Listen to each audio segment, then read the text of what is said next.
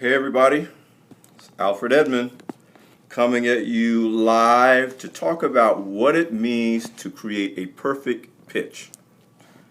So we're going to give everybody a few minutes to come on board. I'm going to answer your questions along the way, but if I don't get to your question, don't worry about it. I'm going to be tweeting probably for the rest of the evening and maybe even into tomorrow answering questions. Just follow the hashtag perfect pitch number 3, that's perfect pitch number 3, be tonight and most of tomorrow probably. And whatever questions I don't get to during this Periscope, I will absolutely answer related to how to pitch to raise money for your business. Hi everybody, man, it's a lot of people up in here. I see you, Naturalicious, Gwen Jameer. Let's see, Arvin Poole, Sassy and Social, Miss Phenom. Okay, a lot of people in the house. I'm glad to hear that. Don't forget to pour on the hearts. We want BeBlogalicious and Wells Fargo, and you'll learn more about their association with this particular Periscope. Hey, Boomer Wiz, during the course of this scope. Hold on a second, please. Hey, you don't have to just hold it. Just let it go. That's a distraction. I'm good. Yeah, so BeBlogalicious 2015 Perfect Pitch 3. This is the 3rd year of the pitch competition at the BeBlogalicious Conference, which is going to be held in Baltimore September 10th through 12th. And we are still accepting entries to the contest. Wells Fargo and BeBlogalicious extended the deadline to this Friday, 5 p.m. this Friday. Hey, dancing girl.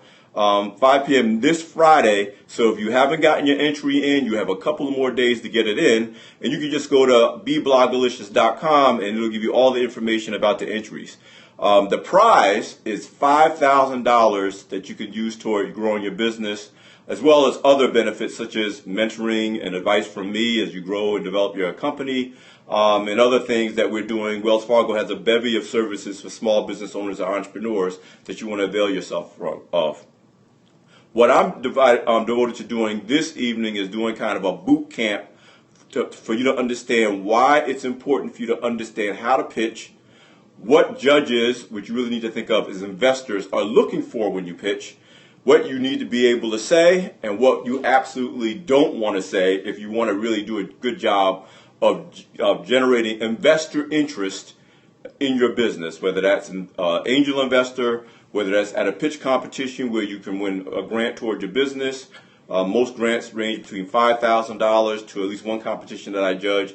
It's $200,000, so it's a great way to raise money for your business, very much like Shark Tank. In fact, Shark Tank, Jerome, probably got the idea, this is me, my opinion, because business pitch competitions, the elevator pitch competitions, have been popular probably for the last 15 years. I've been judging them myself, and I judge about 6 of them over the last 15 years myself. So these types of competitions are very much the inspiration for Shark Tank, but they also are great because they're great kind of a laboratory for what you will face in real life, in real time, when you get in the room with an angel investor or a panel of investors and you're trying to convince them that your idea is worth investing in, that your idea is worth someone putting thousands of dollars or hundreds of thousands of dollars, and in some cases, millions of dollars into your business.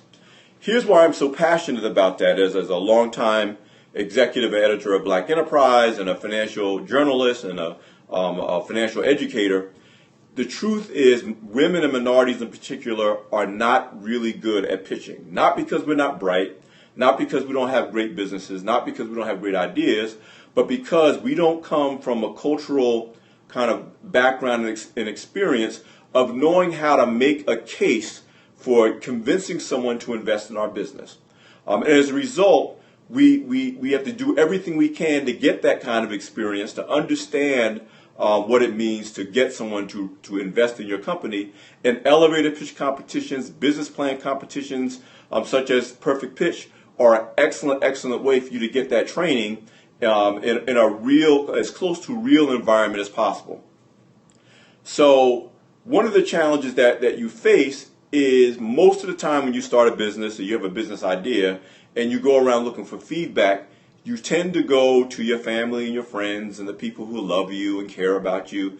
And what happens is they're well-meaning, but they often tell you things that are encouraging but aren't really realistic about what it's really going to take to get your business off the ground.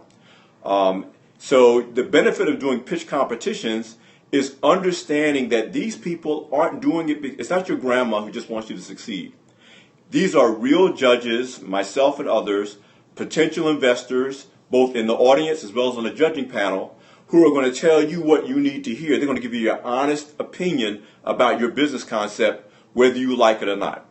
And part of the goal of participating in pitch competitions is developing the kind of thick skin and recognizing that you want the negative feedback.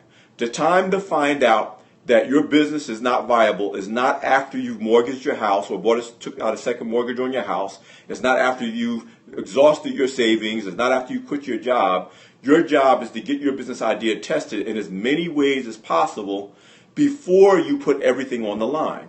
And business pitch competitions are a great way to do that. In fact, even though these competitions offer prize money, and certainly if you're entering the contest, your goal is to win money, that's not really the benefit. It really isn't. The benefit is getting real feedback from business experts, business journalists, and I'm an entrepreneurial advisor as well, like me, bankers, hedge fund managers, venture capitalists, angel investors, people whose expertise you could not afford to pay for if you were trying to pay for it. But you get a chance to get in a forum where you can share your business concept, share your business plan, and have them really give you honest feedback about if it can work, if it can't work, why it can work, why it can't work, whether it could work but you need to make some changes. That's the benefit of entering pitch competitions. And the entrepreneurs I mentor, I urge them to enter every competition they can. Not because they're always going to win, but because that feedback will help them to improve their business model and increase the odds that their business will succeed. What's up, Brian? Purchase Black. Brian knows what I'm talking about. In fact, while I'm at the top, there's a Brian Williams of Purchase Black and Gwen Jameer of Naturalicious, both who have won multiple pitch competitions, including some that I've judged, have a business called Pitch Proof. Go to pitchproof.com, and they're among the many resources that are out there that can help you learn to pitch and get some real coaching and guidance on how to pitch your business if you really are serious about raising money that can grow your business and help you to succeed. Again, what I want to do is urge you, if you're going to pitch at BeBlogalicious in September 10th through 12th, the entry deadline has been extended to this Friday. Go to BeBlogalicious.com. There's still a chance to enter and win a chance to get a chance to pitch live for $5,000 and other resources for your business. So check it out. So I'm going to go through right now while I'm here some of the few things you need to know if you're going to be serious and successful about pitching for investment, whether it's at a pitch competition, whether it's for angel investors, whether it's for a venture capital group, anybody you're going to talk to get them to invest in your business. These are some key things you need to know. And again, later this evening and into tomorrow, follow the hashtag PerfectPitch3, number 3, and I'll be sharing other resources and advice with that hashtag that can help you if you're an entrepreneur that wants to really succeed at pitching your business. So let me tell you about the basic components of what a pitch should have in it and some things that it absolutely should not have in it. First of all, the first thing your pitch should be telling us, let me back. I want to say one more thing.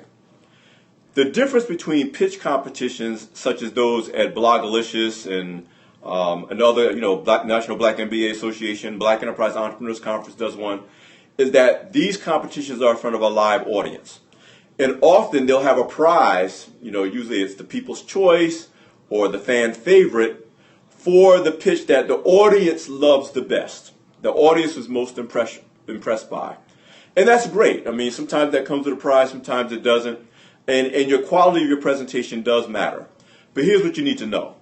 When you're pitching for real, when you're pitching to angel investors, when you're pitching to a venture capital firm, or you're pitching to a bank for a loan, there's not going to be an audience. They're not there to be entertained. Similarly, as a judge, I'm not going to be impressed by the fact that you got a standing ovation from the crowd if you haven't convinced me that your business is worth investing in. So while the quality of your presentation, your poise, your confidence, being entertaining is good, don't get caught up in, oh, the fans love me, why didn't the judges pick me? Why didn't the investors give me any money? Because I know a lot of people make the mistake of thinking it's showtime at the Apollo, and they get caught up in the audience feedback, and they forget that the people you really have to impress are the judges. Think of the judges as investors, because the investors have to be convinced that they should put money into your business. They're not there to be entertained. As a judge, you may be the most entertaining person there, but I'm not there to be entertained. I'm there. You got to convince me that if I had $200,000, $20,000, $10,000, and I had a choice of where to put that money so I can make money, you have to convince me that your business is the best bet. Okay? So again, people's choice, fan favorite is great, and you want to make a great presentation. But don't get so distracted by audience feedback that you forget that it's the judges at a pitch competition who represent the investors. That's who you have to impress. So how do you impress the judges? First, you want to start your pitch with what you are selling and for how much you are selling it. Let me tell you how you don't want to start your pitch. The biggest mistake I see, particularly with women and minorities, is they start off with what I call the I have a dream pitch. You start out with about your passion and your personal story and why that's so important. And guess what? The investors don't care. They really don't. That's something that can come deeper into your pitch. But the fact that you had a dream about it and this was something that was so close to your heart and you want to save the babies and create jobs, those are all laudable things, but it's not going to be what makes an investor decide to put money into your business. You always have to be thinking, the investor wants one thing. I want to make somebody rich who can make me even richer. That's what the judges are thinking. That's what investors are thinking. That if I put my money into this person's business, they are going to get better, they're going to make money, and they're going to help me to make even more money. All right? You have to understand that. So while you may be so passionate about your full-figured fashion line or super passionate about your job creation business that's going to create jobs in your city, all of that is wonderful and all of that is necessary. But your job at a pitch competition is to make a case for how that's going to make money, that's going to make people who invest in it richer. Always understand that. So that means your first thing you want to focus on is, what are you selling? That's what you got to lead with. This is especially important if you're pitching in a competition that has a time, excuse me, what am I looking for? What's the word I'm looking for? All right, I'm drawing a blank, but what I'm saying is you may only have 90 seconds to pitch, or 33 minutes to pitch, or 8 minutes to pitch. So you want to lead with the most important things and then save the other things for later because you may not get to the other things. The first thing an investor wants to know is, time limit. That's right. This happens to me on Periscope all the time. Sorry. But you want to start out with, what are you selling? What are you selling? What thing, what service are you selling? And how much are you selling it for? And then you want to go with, who's buying what you're selling? If you're 30 seconds into your pitch, and as a judge, I don't know what you're selling and who's buying it, you're already starting out behind the curve in terms of your ability to convince me to invest money in your business. So, what are you selling? How much are you selling it for? Who are you selling it to? That's what you should be leading your pitch with. The second thing you should be covering in your pitch is, how do you make money? Because it's not the quality of your idea that's going to convince an angel investor to pull money out of his pocket and put it into your business. It's the execution. You have to be able to explain quickly in a couple of sentences, here's how my business is executed. Here's how it works. Guys, ideas are a dime a dozen. Everybody has ideas. Business people understand how to take that idea and then build a plan around it that they can execute. So you have to be able to explain in a couple of sentences, what is your profit model? What is your business model? If you're providing a product or service and you're selling it for one price, how much does it cost you to deliver and how much profit do you make off of that? Now here's a very important, and I want to spend a little time on this, the second part about the execution of your idea, because this is where people want to dodge the most important thing, and that is your financials. You have to be able to tell the number story. I was on a conference call in preparation for the pitch competition that we'll be doing at BeBlogalicious, and one of the terms that was used is called WAGs by one of the representatives of Wells Fargo, who has to evaluate business plans to decide who to give a loan to and who not to give a loan to. And I had never heard that term. Brian at Purchase Black may have, but there's a term called WAGs. You know what WAGs stands for? WAGS. Wild ass guesses. Yes. Sharon Judy, you got that right. Too many people go into these competitions and their business plan and their financials are full of wild ass guesses or WAGs. You're trying to fake the financials. And in a pitch competition, you cannot fake the financials. You have to know your numbers. They can't be just something pulled from the census. They can't be just a survey that you took among your friends and family. You need to know the numbers of your industry, because anybody who invests in your business has to feel confident that you actually know the numbers of the industry that you're going to be building your business in. So you can't fake the financials. And I've seen it over and over again where the business plan is full of flowery language about how this is a can't miss idea and how wonderful it is and how it's going to make goo gobs of money. And then you look at the financials, and either the financials are full of wild ass guesses, or they're just not based in reality because you did not do the research to really understand the real prices. You're ballparking instead of getting real figures for the cost of the services, the raw materials, the people you have to hire, the facilities you have to be able to engage, the services you have to be able to engage to actually execute your business model. And as a result, we can't trust anything else you say. Here's the advice I give to all the entrepreneurs I mentor. Your numbers story has to match your word story. Because us judges are going to comb through your financials with a fine-tooth comb, and we're going to be able to tell whether you're faking the funk, whether there are numbers that are missing, whether there are things you didn't think about, or whether it's full of wild-ass guesses. And one of the ways we know there's a wild-ass guess is if all of a sudden you went from making, say, $20,000 in year one, and your projections say you're going to be making $20 million in year 5. That's one of the biggest signs of the wild-ass guess. So your number story has to match your word story, which means you need to spend actually more time with your numbers than you do with your words. And in most pitch competitions, people get caught up in the passion of their story, and they think they can gloss over the financials and win the judges over with passion. Passion has its place, but it's no substitute for the numbers. So we've talked about what are you selling, how much are you selling it for, who's buying, who are you selling it to, and then how do you make money? And that means your financials have to tell the story that makes sense. The next thing that you need to cover in that 90 seconds, 1 minute, 3 minutes is why you? Why should you be the one? Why should I invest in you to invest in this idea? I've already said ideas are really a dime a dozen. There are maybe 10 different people with an idea for a new app, or 10 different people with an idea for mobile payment planning, or a new idea for full-figured fashions. Lots of people have ideas. Part of your pitch has to convince me that you are the one who can execute that idea. So there's a saying that I use often when I judge pitch competitions, and that is, investors don't bet the horse, they bet the jockey. Many of you have heard me speak or sit on panels, have heard me say this.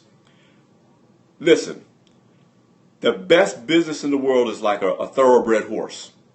But if the wrong jockey is riding it, it can't win. American Pharaoh can't win if Shaquille O'Neal is the jockey.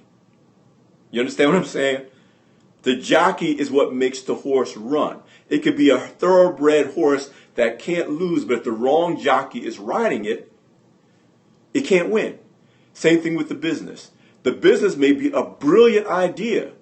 It may be a needed product or service, but you got to convince the judges that you and your team, because it's not just you, it may be the team that you brought together, has the experience, the expertise to ride that horse to the finish line, to run the business, not just start the business, not just have the idea, but to operate the business successfully. Because investors actually invest in people more than they invest in businesses. This is a reason why I say to you, you're not a serious entrepreneur, for example, if you don't watch Shark Tank. That's like a free class on what investors are looking for and how they decide who to put money into and who not to put money into. As was said earlier by someone who joined the scope, Shark Tank is inspired by business plan competitions and pitch competitions. But it's a great way to learn, whether you're watching it on channel, ABC or CNBC, to understand what investors are looking for, what Damon, John, and Kevin, and all of those judges are looking for. Guess what? They don't care about your passionate story about why you started the business. They care about one thing. How are we going to make money? If I put money into your business, how are you going to make me richer? And that's the mindset you got to have when you go into these pitch competitions. That's the case you got to make. Another great show you can watch is The Profit. That's more to really get a feeling for how to operate a business and what are the issues that an investor is going to think about when they want to be convinced that you know how to operate the business in a way that'll make them money.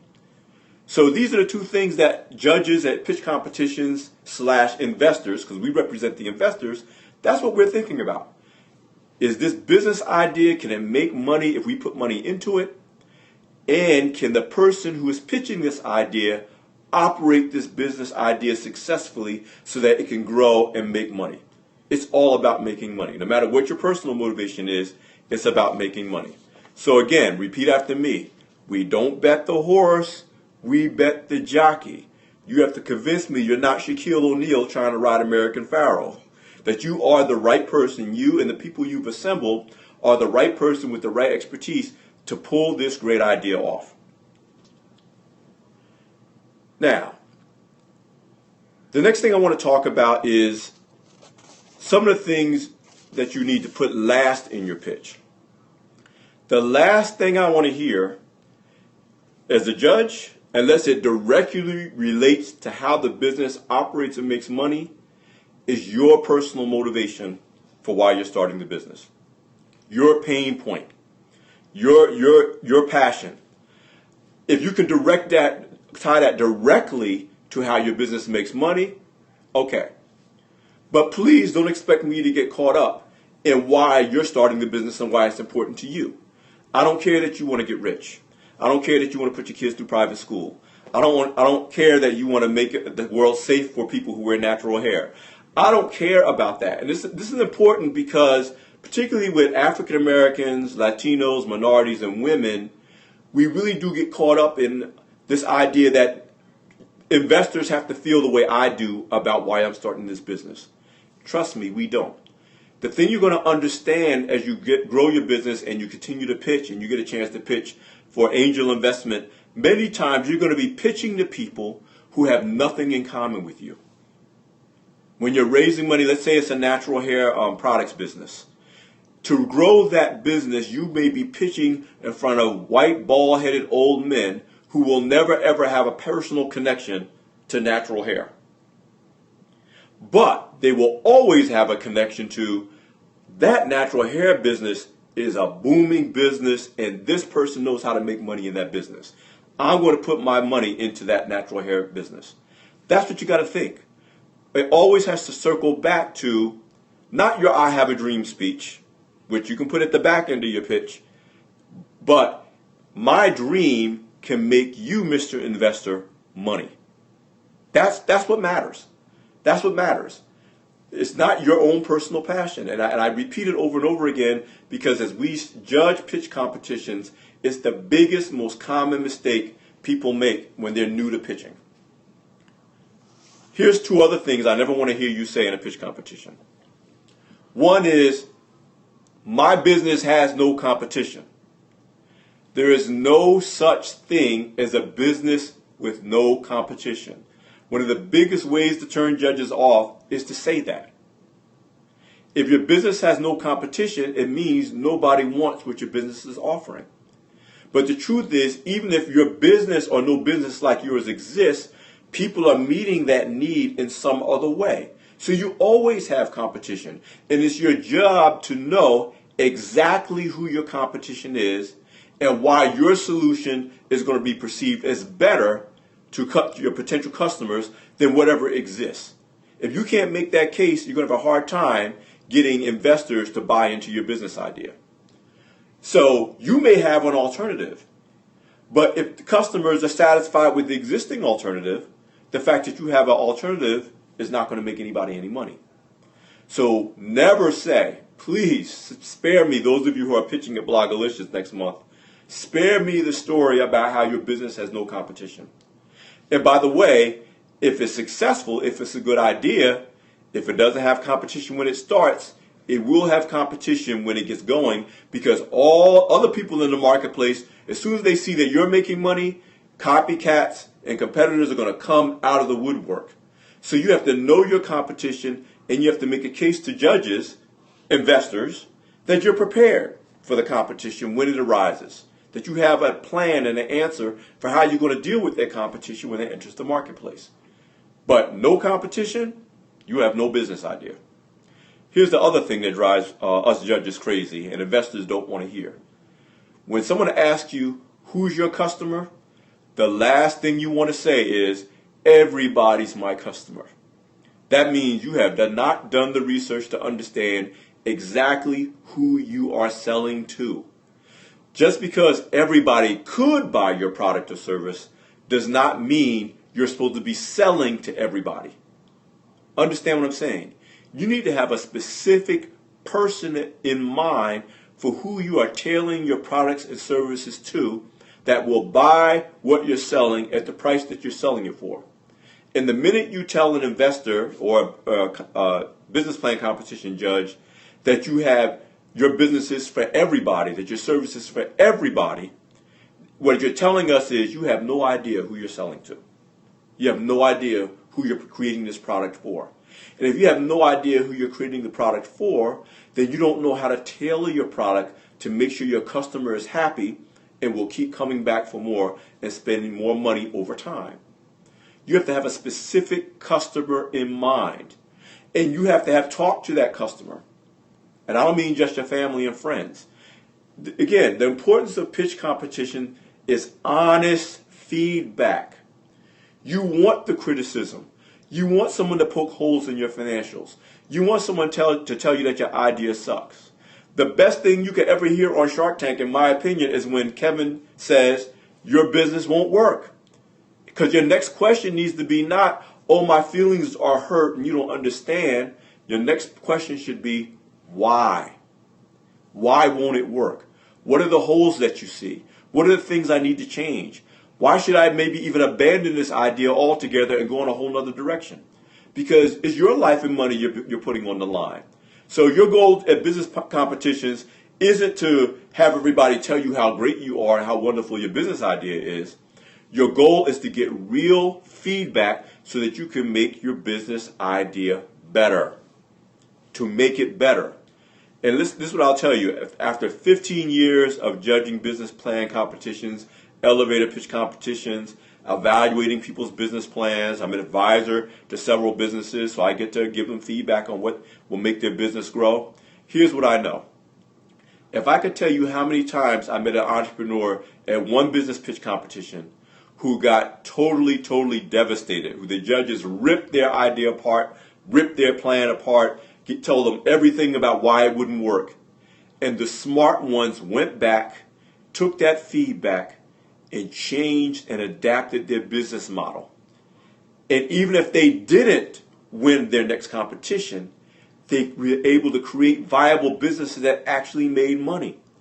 I've just seen it so many times as one of the most gratifying things as a judge to know that the person took the criticism, took the bullets, put their ego on the shelf, put their ego aside and said, man, these very smart people, these bankers, these journalists, these business experts, these accountants, these publicity experts, these marketing experts who were the judges at these competitions, people who I could never even get an appointment with, much be able to afford their hourly rate to get their advice, they're giving me free advice that's going to help me refine my business model so that I can succeed as an entrepreneur. That's why I push my mentees to enter every business competition they can. Everyone you can. Because the prize isn't the money. That's the bonus. If you get the money, great. The prize is the free feedback. And by the way, this expertise has been expertise that women and minority entrepreneurs have traditionally been locked out of.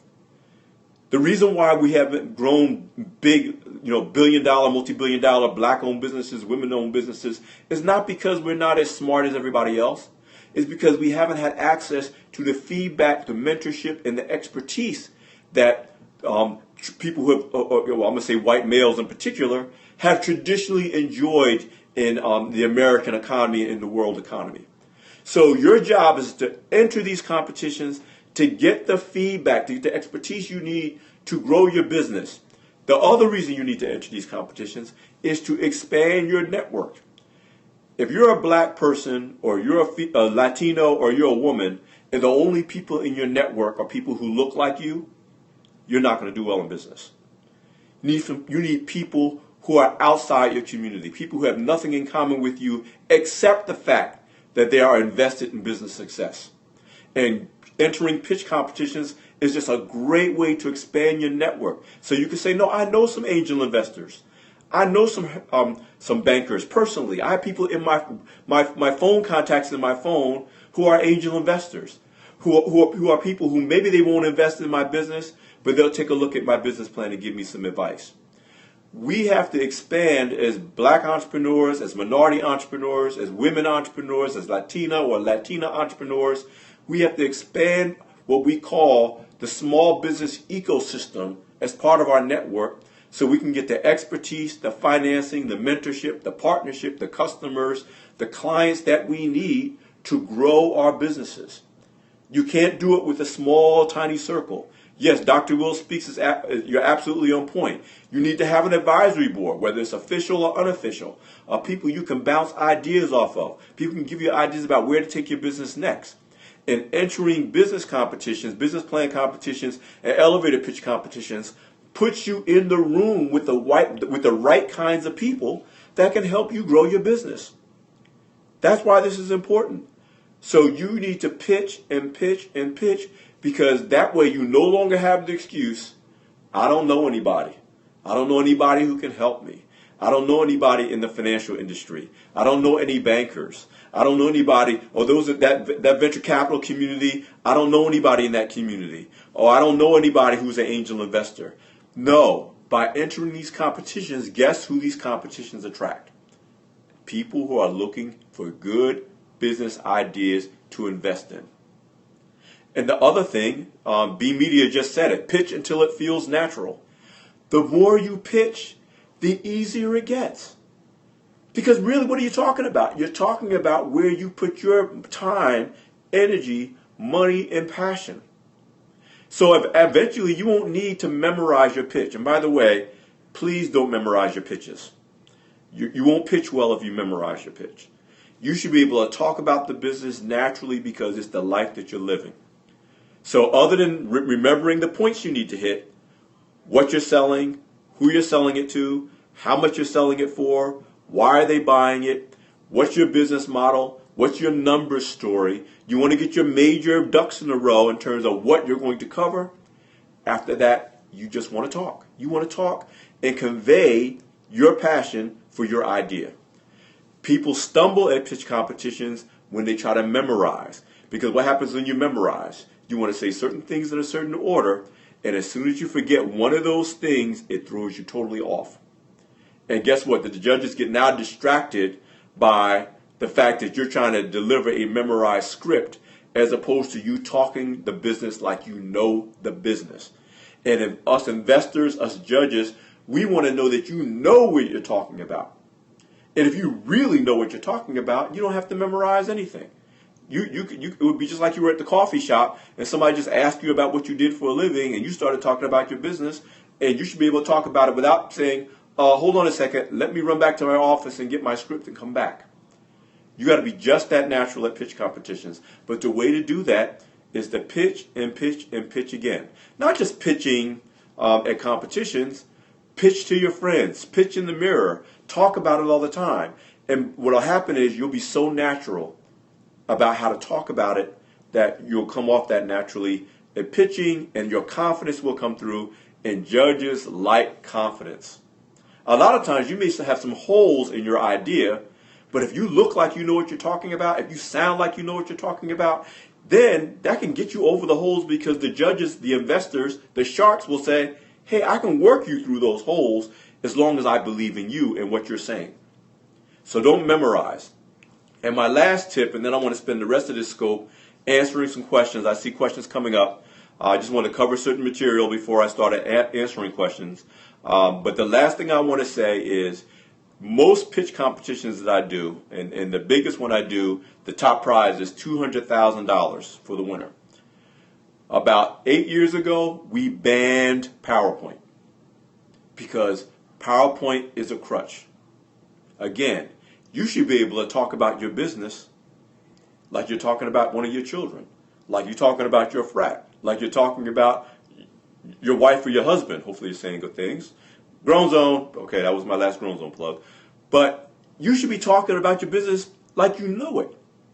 Because if you don't know it, you're not going to inspire investors to put money in you, because I'm not putting money, time, and energy into someone who doesn't actually know what they're talking about. If you don't know your own business in your own industry, then I'm not putting any money into you, and nobody else is either. And let me just say one more point before I start taking questions. You have to know your industry, not just your business. You can't start a fashion business and have no clue about the fashion industry. You can't start a business in technology and know nothing about the technology industry. Here's the analogy that I use. You may be very good at playing basketball, but if the only place you play is in your own driveway, you're not part of your industry. You have to play in the basketball industry, whether it's a local league, whether it's college, whether it's the NBA, whether it's semi-pro. It's okay to have note cards. I just saw that question. I know I got distracted, but you shouldn't need them. That's my point. But it's okay to have them. But my point is, us investors, us judges will know whether you know your industry or not. Because you're not going to be playing, you're not going to be running your business in your driveway. Your business is going to be part of a larger industry, and you're trying to make the case for your business having a place in that industry, having a place in that market. So you have to be able to communicate, particularly during the questions and answer period, that you understand your industry and where your business, the niche that your business fits into. Now, if you're at a competition where there's a time period for your pitch of 90 seconds, it may not get that deep. But during the Q&A period, it will get that deep. And certainly if you're at some of the major business plan competitions where you will be grilled by the judges and the potential investors, they're going to be testing. Does this person really know the food industry? Does this person know the fashion industry? Does this person know the social media industry? Because if they don't, why am I putting my money into a business that knows how to operate in its own driveway but really is not ready for the league? So that's why that's very, very important. So listen, I'm going to start taking some questions, but let me remind you that the deadline for entering BeBlogalicious Perfect Pitch 3 competition, which is being presented by Wells Fargo, I'm one of the national judges, has been extended to 5 p.m. Friday, August 21st. So you still have a chance to compete for $5,000 at the BeBlogalicious, I've been working at Black Enterprise too long, at the BeBlogalicious conference in Baltimore, Maryland, September 10th through 12th. The pitch competition is going to be Friday, September 11th. So you definitely want to get your submission in. Go to BeBlogalicious.com and give yourself a shot. Give yourself a chance to pitch and get $5,000 for your business, as well as mentorship and other resources from Wells Fargo, myself, and the other judges that can help you grow your business and take it to the next level. Also, follow the hashtag on Twitter. Follow me at Alfred Edmond Jr. Look for the hashtag PerfectPitch3, number 3. And after this chat, after this scope, and into tomorrow and maybe even into the weekend, at least until Friday when we close the deadline for accepting submissions, I will continue to share resources that will help you prepare and pitch more effectively when you're trying to raise money for your business. So again, follow the hashtag Perfect Pitch 3, the number 3, and I'll continue to share other resources and links that can help you be more effective at raising money for your business. So, before I wrap up, I'm going to use the rest of this scope to hopefully answer your questions about pitching, whether you're pitching elevator pitch, business plan competitions, or pitching in general. Maybe you're going to get a shot at talking with the angel investor. Maybe you will meet Bob Johnson or Damon John in the elevator, and you have an idea and you want to make the most of your 3 minutes in the elevator to pitch your business. I'm going to spend the rest of this time answering some questions. Hopefully that will be helpful to you as you become the next multi-million dollar, and I want to see multi-billion dollars, entrepreneurs. So shoot. I don't know how much time y'all got. Let me see how long I've been talking. I'm willing to do another 15, 20 minutes if I get some good questions. So how can businesses be featured in your magazine? Okay. Well, that's another kind of pitch, Dare to Aspire. You need to pitch to the editor that relates to the kind of business you want written about you. So you need to know who the personal finance editor is at Black Enterprise. If your story is about personal finance and money, that happens to be Stacy Tisdale. If it's a small business pitch, you need to know that the senior editor in charge of small business coverage is Carolyn M. Brown. You need to be familiar enough with the media outlets that you're trying to pitch to know which editors on the staff are responsible for what, because the last thing you want to do, and I'm doing a favor for my brother at Black Enterprise, Editor-in-Chief Derek T. Dingle, is just to pitch to the Editor-in-Chief, or pitch to me, or pitch to the publisher, because you need to be targeting your pitch for the person who's actually responsible for that coverage in the magazine. So don't try to turn me into Postmaster General and have me forward your pitch to the right person. You need to do your research, just like you should do your research on potential investors when you're pitching. You should know who on the magazine staff is responsible for what, because that's the person who's going to ultimately make the decision about whether they're going to write about you or not and how they're going to include you in the content. So that's how you pitch Black Enterprise. It really is how you pitch any media outlet. Not just pitching the person whose name is the biggest on the masthead or the person you happen to know on Twitter. So that's what you want to do when you're talking about pitching. And if you're going to hire someone to pitch for you, a publicist, a PR person, if they pitch to Derek T. Dingle at Black Enterprise because they're the editor-in-chief and the chief content officer, they don't know what they're doing, you're wasting your money. The publicist should know who handles what at the different media outlets you're trying to approach, whether it's a television show, a magazine, a radio show, or whatever it is, you need to know. Or if the person you're hiring is representing you, it's their job to know who's responsible for what. Okay, next question. I'll try to make the answers shorter so I can get some more questions in. And if I missed your question, please chat it again, share it again. How do you know when you're provided too much information and your idea is stolen? Listen, guys, again, your idea is not that original. And a lot of entrepreneurs do themselves a disservice because they're like, well, I don't want to share my idea because it might get stolen. Your idea is not that original, okay? And by the way, most of the time when you're trying to raise money for your business, most angel investors will not sign a non-disclosure agreement because they're not going to be held legally responsible if your idea happens to resemble 20 other ideas that are very similar to yours because you're worried about your idea getting stolen. Here's what you need to protect. And here's the only thing that is of value to people in your pitch. Your execution of it. So if you're worried about your idea getting stolen, I would submit that unless you don't share your secret formula. If you have a secret recipe for your barbecue sauce, you don't turn over your recipe necessarily without a non-disclosure. But that doesn't mean your idea for barbecue sauce is so original that you shouldn't, share it. It's not going to get stolen. There are a million ideas for full-figure fashion. There are a million ideas for apps. There are a million ideas for anything that you do. So please don't get stuck on, if I tell too many people, my idea might get stolen. All right? The uniqueness about your business idea is your ability to execute it. And if you have the right ability to execute it, the fact that 8 other people have the same idea is not going to hurt you, for the most part. You don't have to give away the store. If you have a secret formula, proprietary formulas, proprietary processes, which means you have a patent, by the way. If you have that kind of proprietary processes, that's what trademarks and patents are for. Get that stuff registered so you have a way to protect yourself. Other than that, in order to sell your idea, you need to share your idea. And you're not going to be able to get investment if you won't share your idea. Another question. I know I'm talking a lot and the questions are going by fast. Again, if I miss a question, tweet it to me. I will answer it with the hashtag #PerfectPitch3.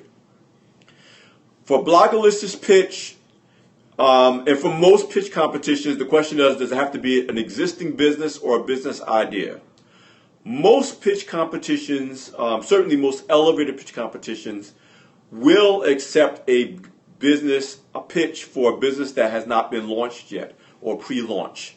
But before I speak too far, you need to go to BeBlogalicious, BeBlogalicious.com, and look at the specifics for what the entry qualifications are for pitching in that competition. Thanks, Coach J. I love you back, bro. So I don't want to speak for the rules. Go to BeBlogalicious.com to look at the specifics of how you have to qualify for this competition. But most competitions will allow you to pitch a business idea, not just existing businesses. But here's the caveat. If your idea is just at an idea stage, if it's at a pre-launch stage, your number story and your word story better be really on point. Because what you have that's a disadvantage is you have not tested your idea in the marketplace yet.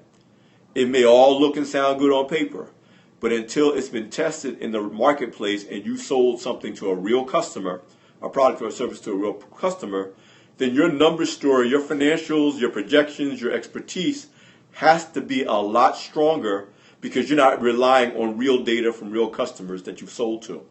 So again, it's okay to pitch an idea. Angel investors and other investors invest in ideas all the time.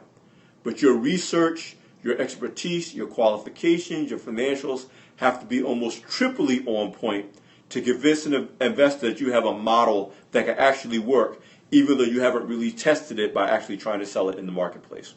So again, you don't have to have the business started, but you better have your numbers and your story in order. Can you talk to the type of pitch competitions and lessons learned and what competitions to target? That's from Arvin Poole. Here's what I advise all entrepreneurs to do. Even if you don't pitch right away, attend the competitions. Go to the competitions, especially if they're in your town. And I don't mean just go to the ones for black entrepreneurs or for women entrepreneurs. Go. Because here's what you'll learn. You'll learn who the judges are, and many of us judges you'll see over and over again at these competitions. You'll learn what kinds of businesses these competitions tend to look for.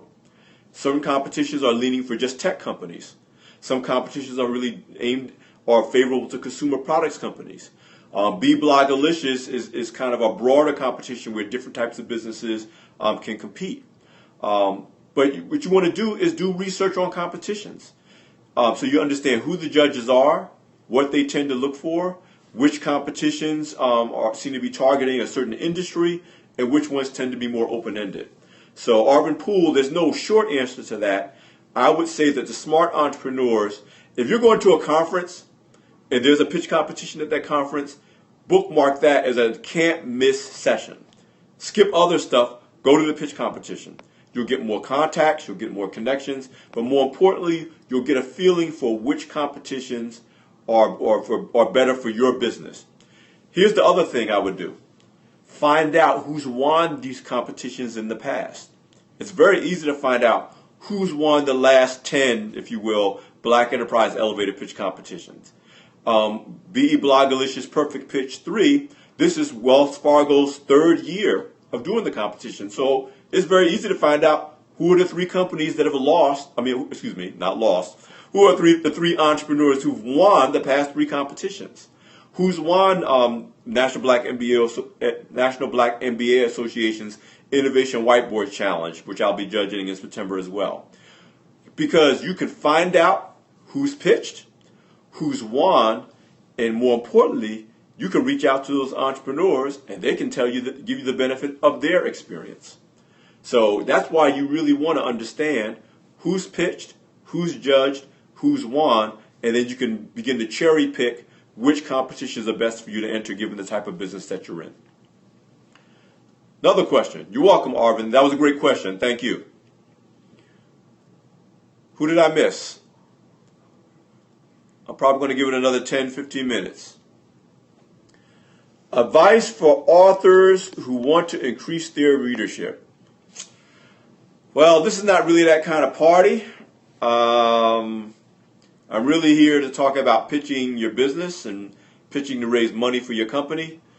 Dare to Aspire, please resend your second question. I must have missed it. I know I answered one of your questions. Please send it again.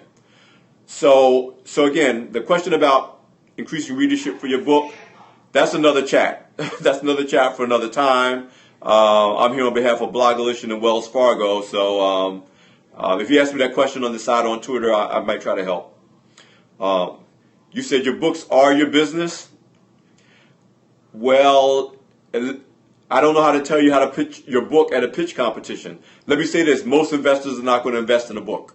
So again, this may not be the best forum. So I'm sorry, I'm losing time on other questions. Please shoot me another question. I'll try to stay on focus.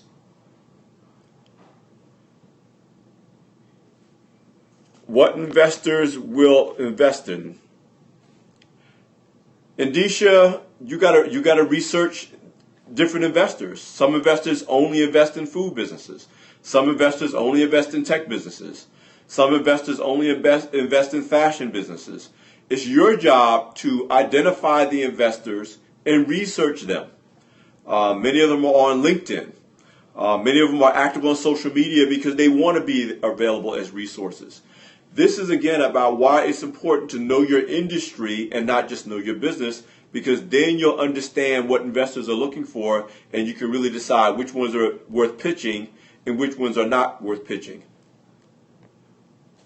The question I just saw was if you make it to the second round in a pitch competition, how much should you change your pitch? My answer to that is you need to have listened to the questions that the judges or investors asked you in the first round. And your pitch should be your second round pitch should address those questions. So you shouldn't turn it topsy-turvy just because you got a second round. But your goal should be to communicate additional information that you may not have communicated in the first round of the pitch, and also to be mindful of the specific questions that the judges may have asked after they heard your first pitch. Judges need to know that you are listening. Investors need to know that you are listening to them. That's another reason you don't want to have a canned, memorized pitch. Because if you're focusing on pitching what you memorized, you tend not to be listening to the judges when they provide feedback or have questions. So your second round pitch should be really answering the questions, and it should demonstrate that you heard what the judges asked you, that you heard what the judges said to you, that you heard their feedback and you digested their feedback. Because here's the biggest thing you want to communicate to potential investors: that you are coachable, that when they talk to you, you listen, that you take their advice and feedback to heart. That doesn't mean you're always going to agree with it, but you're coachable, you're teachable, and that if they decide to invest money, time, and energy in you, you will make a good partner because you can relate to them in a way that shows that you're a collaborator that can work with people, resolve conflicts, and come up with solutions. So that's what you want to communicate in the second round. If the judge asks you a pretty direct question in the first round, and in the second round you totally ignore it, it sends a bad message about how well you listen and take feedback and follow up people's questions. Do you advise people of color to show their own brands? Some people won't support you once they know your brand. I don't know. If your business is a black-owned business, I don't see what the point is of hiding the fact that it's black owned. Here's what investors want to know. Can the business make money for me? Many black owned businesses and businesses owned by black entrepreneurs get plenty of investment, because if you can prove and convince a person that they can make money from putting money in your business, they're really not going to care what color you are. They're not really going to care that it's a black-owned business. They're not going to care that you're targeting African Americans as a customer if you can make money for them. And anybody who would be turned off by that, you don't want their investment anyway. You don't want them. Why would you want somebody involved in your business who has a problem with your business being a black market-facing business or a black-owned business? Because the person has to feel comfortable investing in you. So you don't want everybody's money. You want the money of a person who really believes in what you're doing and wants to work with you to succeed. I just saw a question: how do you avoid coming off as overconfident when pitching? Listen, my definition of overconfident is when you are so confident that you don't think your business idea should be subject to challenge, questions, or feedback. I like confident entrepreneurs. I don't trust entrepreneurs who aren't confident, because if you're not confident in yourself and what you're doing, why should I be confident as an investor in investing in you? But if confidence crosses over to arrogance, it crosses to you going into defense mode. You become even defensive at criticism. You respond defensively to questions and feedback. That's when confidence crosses over to defensiveness and arrogance, and that will turn off an investor. Those of you who have watched Shark Tank regularly have seen how many times the sharks loved the business idea but was turned off by the arrogance and defensiveness of the entrepreneur pitching the business. This is the deal. If you don't want my feedback, if you can't take a question from me, if you can't take my criticism, you are not getting my money. Because once my money is tied into the business, I have a right to criticize, I have a say, I have a right to question what you're doing, to challenge you. And if you don't want my challenge, you don't want my money. So when you're pitching on the stage and you look like you're being defensive, when you look like you don't want the feedback, when you're criticizing and almost telling the judge they don't know what they're talking about, even if in your head you don't think the judge knows what they're talking about, you don't want to communicate that to the judge. You don't want to communicate that to the investor. You want the investor to feel respected and appreciated, and you can be confident without being disrespectful. Okay, I'm going to take two more questions. If I missed your question again, tweet it at Alfred Edmond Jr. That's me on Twitter. Use the hashtag PerfectPitch3, and I'll do my best to answer your question over the next couple of days or so between now and Friday. How do you pitch a product with little market exposure? Pitching a product with little market exposure is a matter of understanding your market well enough to communicate how your product fits into the marketplace. So let's say your product is brand new and you haven't put it out there yet.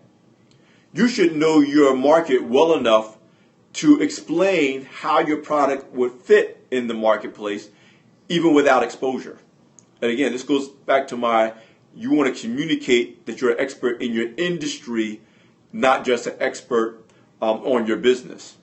So if you know your competition, if you know what the alternative companies are out there that are providing services that are currently servicing the market you want to serve, you should be able to explain how your business, though it has not received market exposure yet, fits into that equation. So if I'm starting, for example, a new fashion line, you can tell I love style and fashion because I keep using that example. Well, if I'm starting a new bow tie line, for example, I have my own line of signature bow ties, I should be able to explain in the context of other bow tie lines and other neckwear and other men's accessories how my product fits into that industry, even though my product may not have been exposed in the marketplace yet. Understand? So whether your product has been put out there or not shouldn't matter in terms of your ability to communicate how your product would fit in the marketplace in the absence of market exposure. Understand? All right, guys, I think I'm more out. I tried to answer your questions as best I could. I appreciate all of the hearts you guys have shared during this scope. I urge you to enter as many business plan competitions as you can.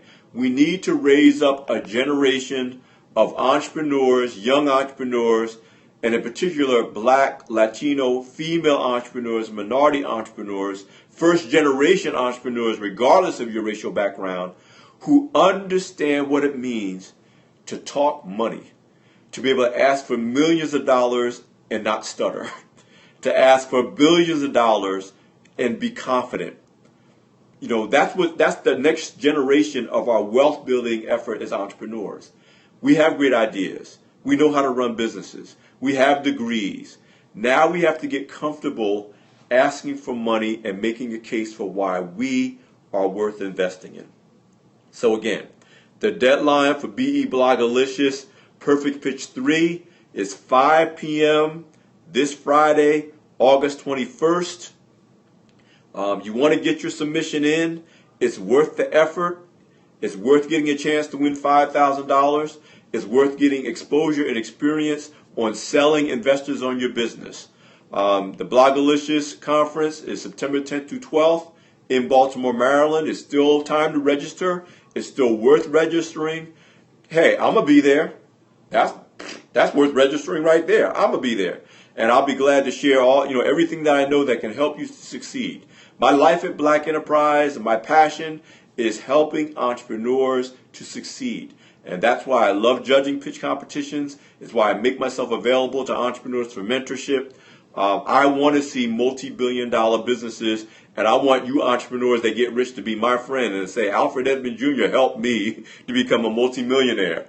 I love having multimillionaire friends, so it's in my best interest to help you succeed because I like having wealthy friends. So listen, thanks for hanging out with me for this past hour or so. Again, follow the hashtag PerfectPitch3, PerfectPitch3 on Twitter, and I'm at Alfred Edmond Jr. on Twitter, and I'll continue to share resources between now and Friday that will help you to be more effective with pitching your business. And I so look forward to seeing you guys at BeBlogalicious in Baltimore, Maryland next month. All right, and listen, let me also give props before I get off to Wells Fargo. Wells Fargo has done a number of initiatives with BeBlogalicious with Perfect Pitch. They do small business advantage at blackenterprise.com. I just love working with them because they're very, very serious about providing resources that will help small business and black-owned small businesses in particular. So Valerie Williams, John Cash, the fam over at Wells Fargo, thanks for doing this. I hope you continue to do this. Thank you for partnering with Blogalicious to make this happen. And I'm really, really looking forward to meeting all of you at the conference in a couple weeks. All right. Love to all. Bye.